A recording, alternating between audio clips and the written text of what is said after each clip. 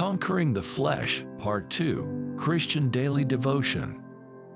Scripture reference, Galatians 5, from 16 to 18. But I say, walk by the Spirit, and you will not gratify the desires of the flesh.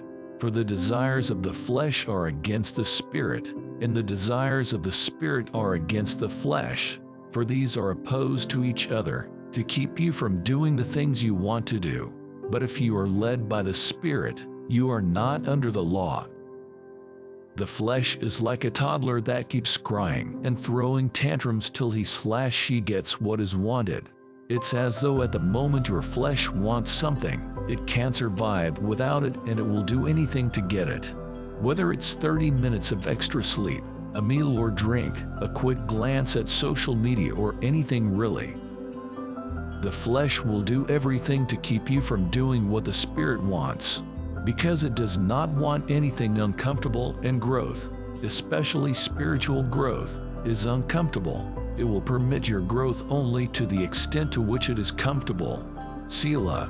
Like it or not, the flesh is a hostile enemy that must be constantly conquered, and the reason why we may not see it that way is because it is subtle and presents its needs as valid, urgent, or pressing.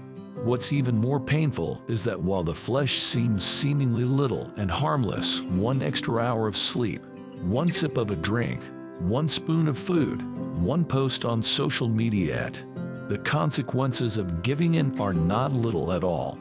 The flesh does not think of tomorrow. It focuses on gratification in the present. Every time you give in to the flesh, you give it more power.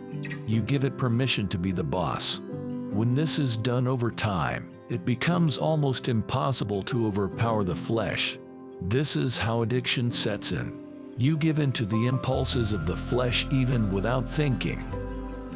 Scripture prescribes a war strategy to combat this constant enemy. Very simple: walk by the Spirit. The flesh does not agree to negotiations. It is not a toddler that cries and, when pacified, stops crying. It is more like the toddler that will cry, scream, shriek, cause a scene if need be just to get what they want. For the flesh, you don't pacify it. You hush it firmly. You forcefully cause it to obey. The flesh has not come to play, so you cannot take it lightly. The only thing you owe this hostile enemy is war. By yourself, you cannot win this battle against self, which is why you need the Spirit.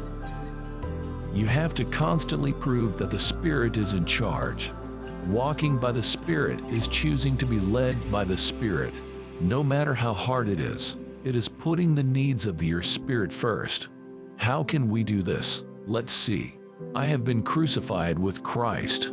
It is no longer I who live, but Christ who lives in me. In the life I now live in the flesh, I live by faith in the Son of God who loved me and gave himself for me.